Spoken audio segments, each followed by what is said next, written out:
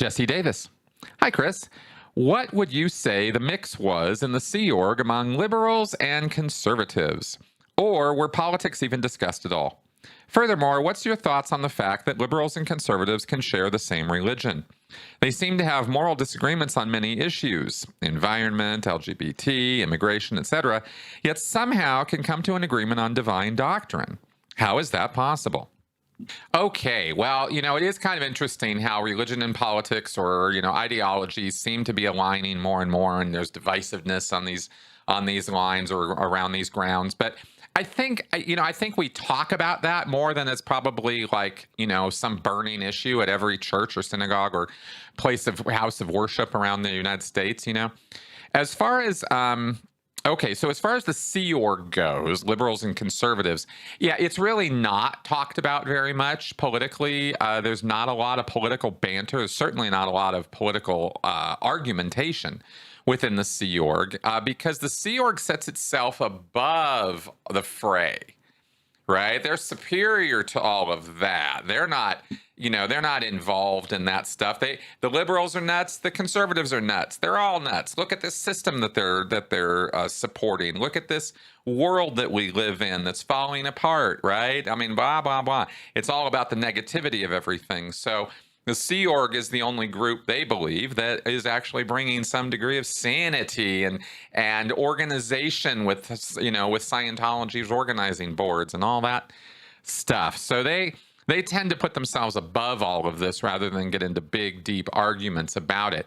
Now, I mean, not once did I ever see or hear anybody arguing about abortion rights or civil rights or any of that stuff in the Sea Org, right? Our attitude was always, well, we've got the way to happiness. We've got the superior moral code.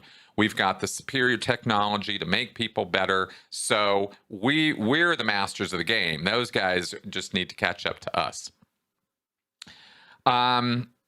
Yeah. And then as far as the broader question you're asking here, though, about how can conservatives and liberals share the same religion? Well, easily. I mean, quite obviously they do. And yet they don't necessarily do so at the same churches, as I sort of was mentioning at the beginning. They're kind of divided up, geographically and therefore denominationally, I guess you could say.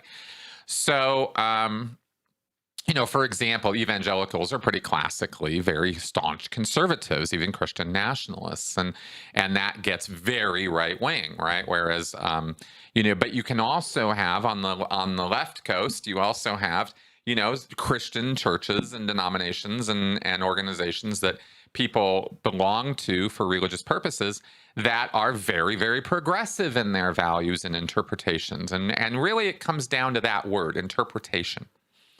Right, the evangelicals on the right and the progressives on the left are reading the same Bible, but their interpretations of that scripture can be wildly different. And if you were to go with a literal interpretation of the Bible, as many in America do, you can have a whole lot of trouble real fast, right? Because there's a lot of nonsense in the Bible. You can have a more liberal interpretation of it, a less literal, and it starts becoming a bit more metaphorical and allegorical, and you can kind of think with this in a different way, and it's not so staunchly, this is how it is, sinners in the hands of an angry God, and, you are going to be cast down into the fires of hell, and this kind of thing. You know what I'm talking about. So, so you get these, so how do you have this? Well, you have the same religion manifest in thousands of different ways all across the United States. That's how you have it happen. And it's just different brands of tribalism that are all under the same umbrella of Christianity or Protestantism or evangelicism or whatever words or labels you want to slap on that.